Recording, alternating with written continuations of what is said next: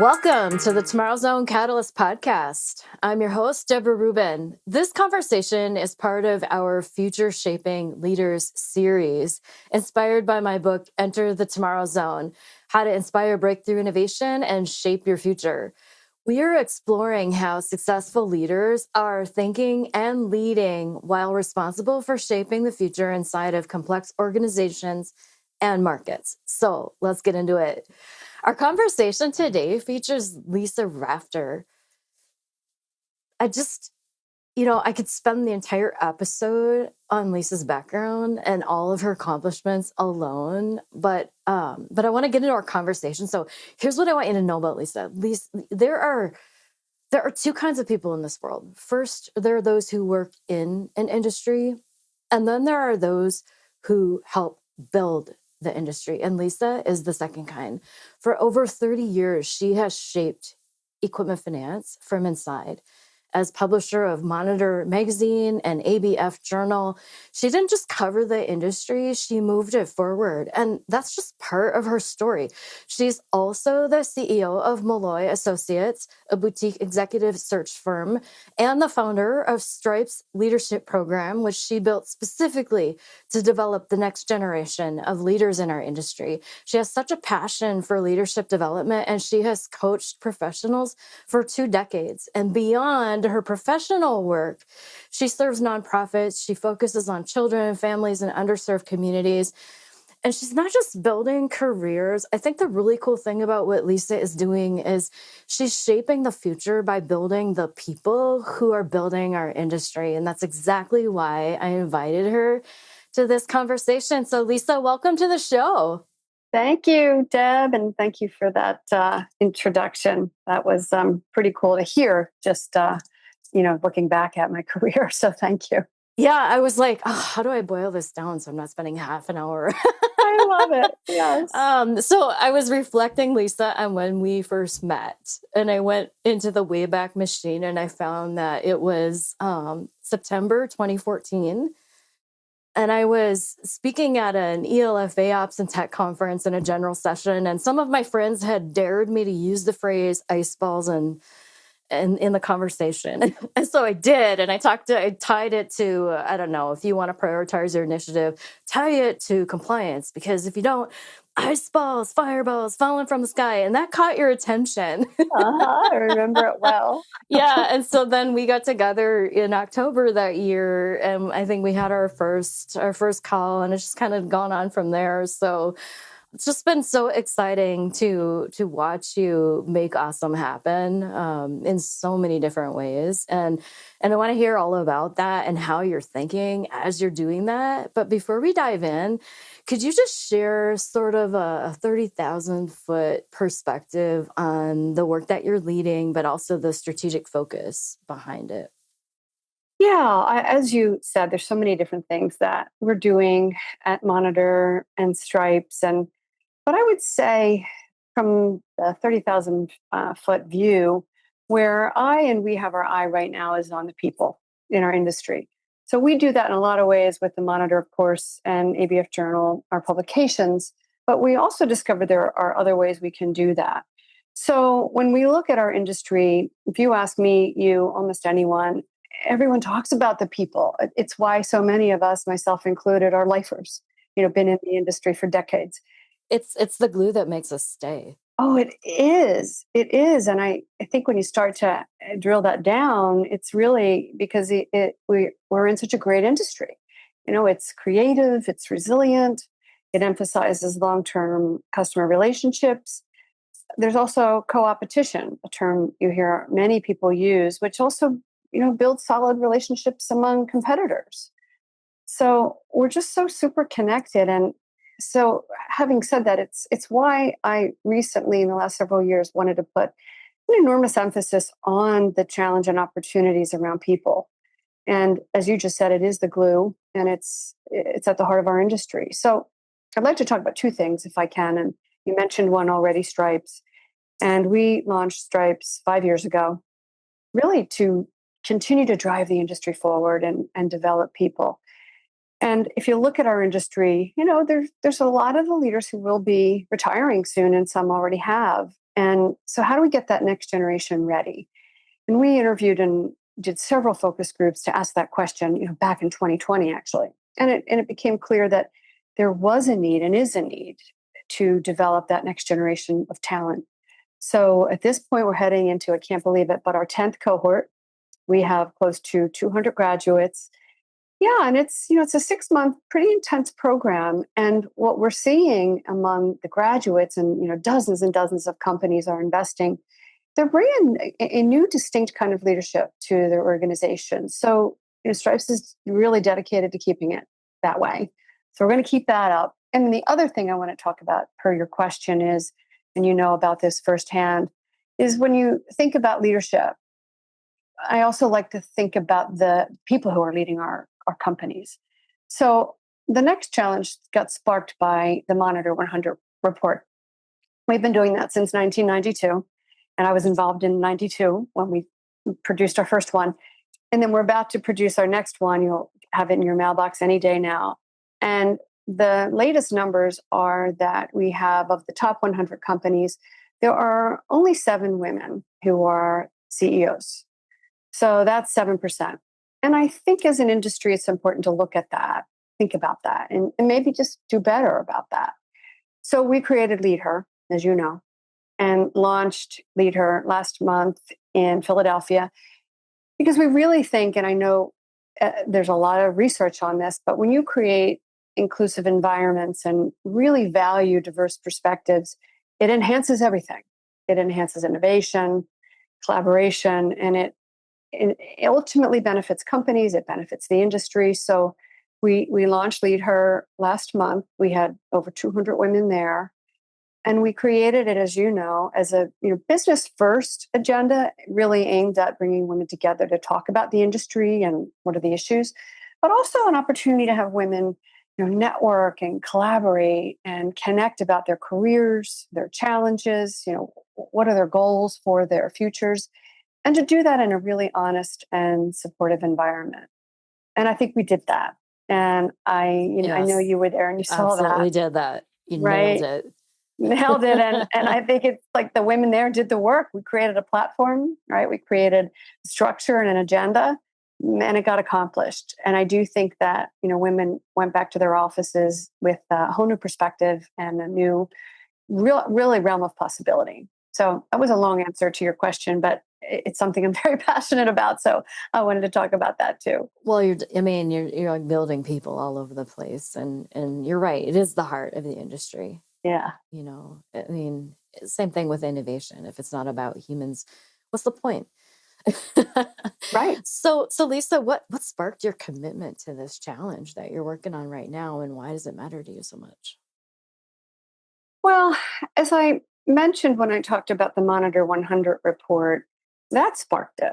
That sparked it to just say, let's look at this. Let's challenge ourselves to look at this, and what is this all about, and what does this mean, and what's possible when we look at something like this and we begin a conversation. There are I could, give you tons and tons of data and statistics around women in finance and leadership. But I think that one sparked it for me, particularly in our industry.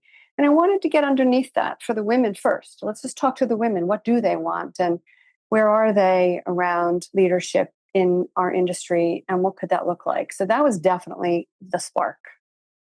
I think it's so interesting, too, that what sparked it wasn't a vibe. It wasn't an opinion. It was Right. curiosity driven by your constant attention to this very data.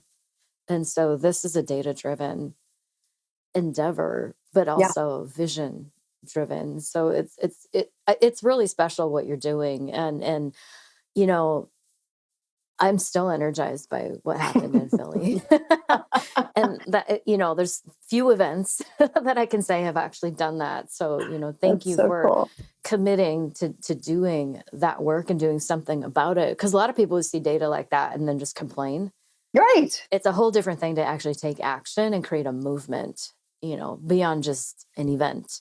Exactly. So, speaking of energy, when Yeah. you began this work, where did you choose to focus your energy, and why did you make that choice?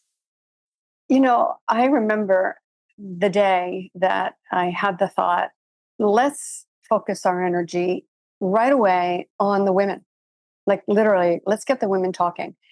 So I wanted to know, like, what would women want from a summit like this? And, what kind of experience would they want? So immediately, and because you were part of this, Deb, we reached out to hundreds of women and we conducted 5 focus groups. We needed to have 5 because we had so many women respond.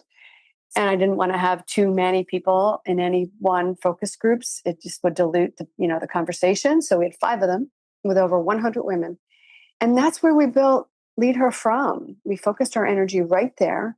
We didn't want to do it in a vacuum. We wanted the women to participate in the creation of the event. And then really early on, Lori Frazier, who most people know from Key, she had senior level roles at Key Equipment Finance, but also had a very senior level role on the ELFA on the board. And Lori reached out to me as soon as she heard that we were creating an event. We didn't even have a name for it yet. And she said, I want to be involved. And right away, I thought, wow, this is perfect because of Lori's involvement in creating not only the very first women's council for the industry at the ELFA, but also the first women's conference. So she said, I want to work on this and I want to create this with you. And it was just brilliant the way we worked together. So we just saw that we had the same passion, the same commitment, and we really did work tirelessly, week in, week out on creating the event together. And then as we worked together, we brought in, as I just mentioned in terms of your question around the energy, we brought in lots of other women to create it. So we had a lot of different committees. We had an advisory council. We had what we called event experience creators. We had ambassadors. We had a group of senior industry women who took on the role we called Catalyst Mentors. And they, just like you used the word catalyst earlier, such a great word. And these women facilitated table conversations for 2 days around all kinds of topics. And we really wanted them to, as senior women in the industry, lead conversations that were honest and real. So in terms of the energy, we wanted Lead Her to be created by women for women. And that's what we did. I think that is vital. Yeah. For getting an experience right. And I think that, whether it's Lead Her, an event for women, or whether you're creating a new experience for your customers, the takeaway for any leader who's trying to shape the future is the power of co-creation. And that's what you did. You actually lived one of the shifts that I talk about in my book, where we're involving people in the work, and it creates more than just high-powered collaboration. People are actually taking ownership in the outcomes, and that came out. And I think that's why this event generated so much energy and excitement, because you started moving people before we even got to Philly. Right. You were moved to be a part of shaping something new for us. And, I think that is a huge, huge takeaway. And it's such a great example of, of what it takes to innovate and create a better experience for humans.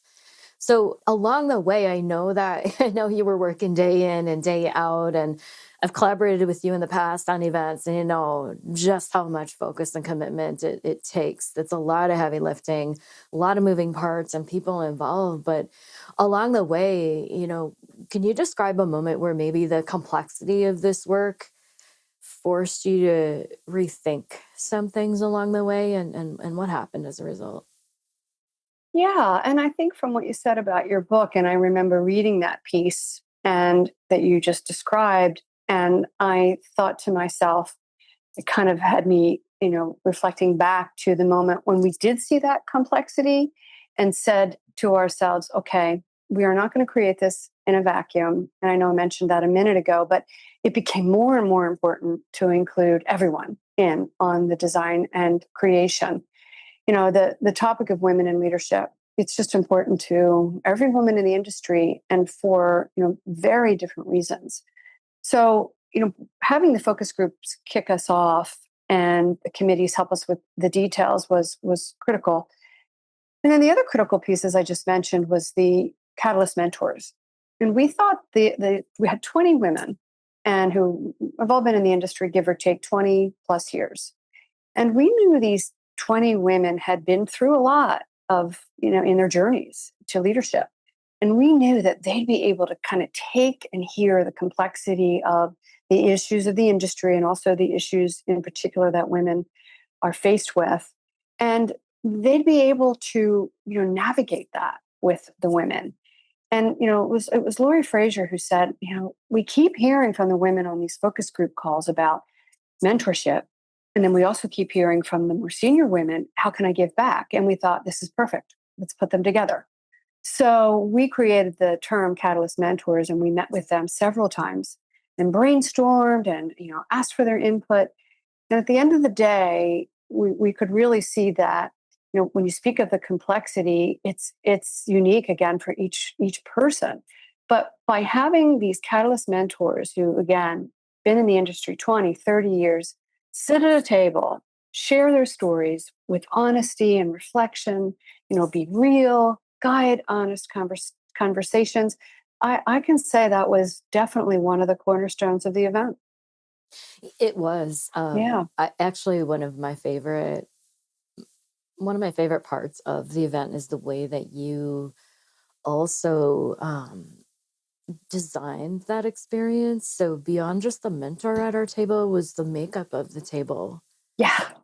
And I think that I don't know if you know just the power of the way that you did that. So from my experience, I can share that it was so refreshing to come into a table where everybody at the table was at a similar level in terms of senior leadership, either an owner of a company or in some senior or executive role. And we were able to hit the ground running, so to speak, at a level of conversation that was different than if we were in more of a mixed company, which isn't a bad thing, but like for the purpose of the conversation we were having, it really, really worked. And I got so much out of it. So, having the right people together and put together in groups that made sense. The thing you did was you accelerated connection. Yeah. And that's the thing Wow. that we're so hungry for today. We have so many technical ways of what's falsely viewed as connection, social media and everything else. But this accelerated true, authentic human to human connection. We immediately had something in common because we were at the table. And then having that leader there to keep the conversation moving was just, like frosting on the cake. So thank you for that. I thought it was just a great design. That's great to hear. Yeah. So, I think a lot of times along the way when we try to make awesome happen, especially when we're moving through complexity, and this is complex because you're representing a lot of diverse views on what success might mean Yeah. for an event like this. So, along the way, were there any assumptions, beliefs, or habits that you personally had to change in order to make meaningful progress on this? That's interesting. I think what was happening for me, given I have a 30 plus year career in the industry, mostly in publishing, as you know, one of the things I think I had to confront and challenge myself with is the assumption that someone else would do this. And what I mean by that is, this isn't something we do. We publish magazines and we have live streams and we have, podcasts, but we don't do conferences like this. And as you know, the ELFA has had several women's conferences. They were great. I attended most of them. And then they made the decision to fold the women's conference into the Power of People, which is great and has its own unique, structure. But there wasn't a place for women to be just women together and to create, their community and network. So when I learned that the ELFA wasn't going to have a women's conference anymore, I just kind of scratched my head and said, I wonder where this is going to go and where will women be able to just be together and create their community. And then I like scratched my head and said, well, duh. I mean, you're a woman and, you've got a platform. Maybe you can do this. And, women and women in leadership has been a passion and a commitment of mine for literally my whole life. A lot of my volunteer work that I've done for decades has been around this. And I thought, what an opportunity to create something on the Monitor platform. So, as I mentioned earlier, emailed dozens of women, well, actually hundreds. I'm going to say that hundreds of women in early December. I know a lot of women given the platform I have with Monitor. And within 24 hours, again, you were one of them, we had like 100 women reply, boom. And the replies were, yes, yes, yes, we want this, we want this. We want you to do this. So I had to kind of take that would be a mantle of ours, creating a women's conference. And what's really cool, and this, is that ELFA participated in the event. And I was so happy about that. I've gotten to know Lee Lytle, who is the first female CEO in over 60 years of the ELFA, and she's amazing. And then Deb Baker, who is one of the few women chairs over the years, and Reed Rekovich, who is the CEO of the CLFP. So they participated. And so we really got to bring the two organizations together at the event. We had a really remarkable panel on the second day of the event. That was actually one of my favorite moments. Wasn't it so great? Fun. Oh, you guys were awesome up there. It was fun and profound and powerful. And we all discussed our journeys as women in leadership and all of our commitments to the industry. And as you said, it was fun and potent. So that was an assumption that, to your really good question there, that I had to, confront. And at the end of the day, I'm glad I did. Yeah. Oh, me too. And I think so many others are glad too that you stepped up. Why not me? Why not? Why not now? Uh-huh. So, as you moved forward, I know you took on a lot. What changed along the way in terms of how you made decisions to make all this happen?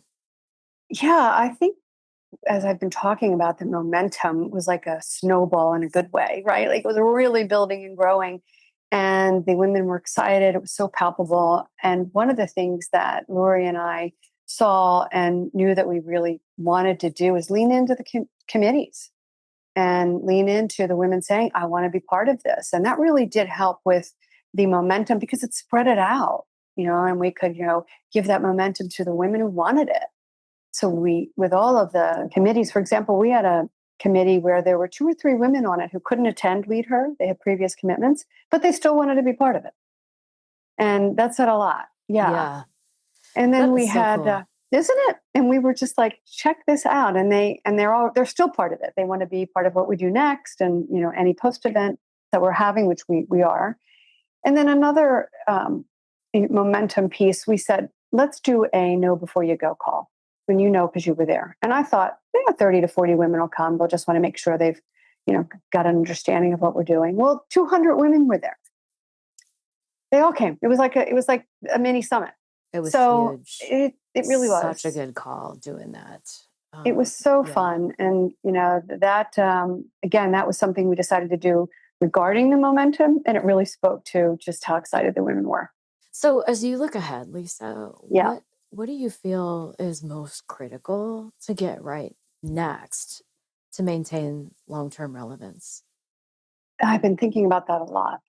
And so Lori and I both have. And what a great question. I think 2 things. One, for sure, we need to keep the women engaged and listen because these needs and perspectives change over time. So we need to continue to listen and provide opportunities for women to speak and to communicate and to be engaged. So we need to really build on the momentum that got created. And I think to see the summit as just the beginning.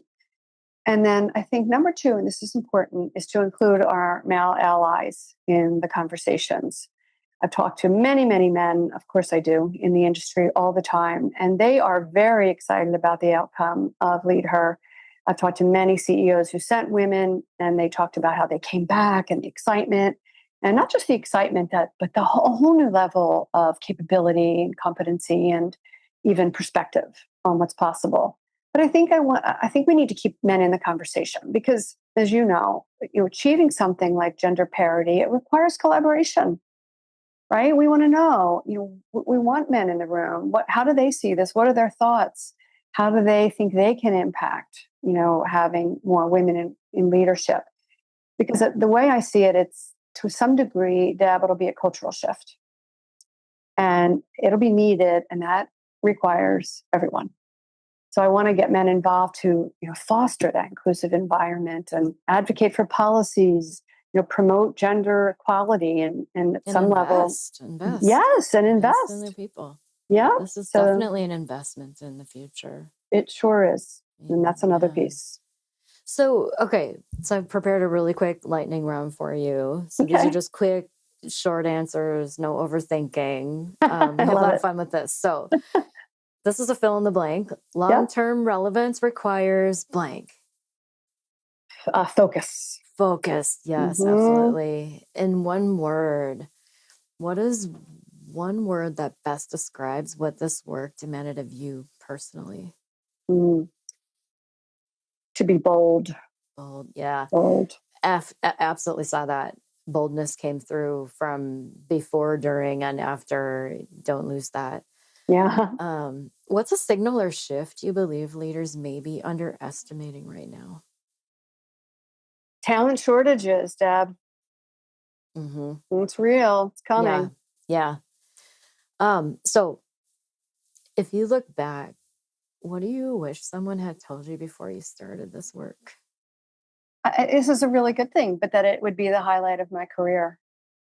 Oh, wow. Yeah. Yeah.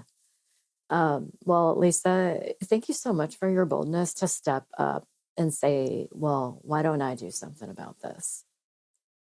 'Cause I think that you created more than just an event. You You're are definitely welcome. creating a movement, and it's going to shape our industry in such a great way. I'm really excited for you and for what you're creating here.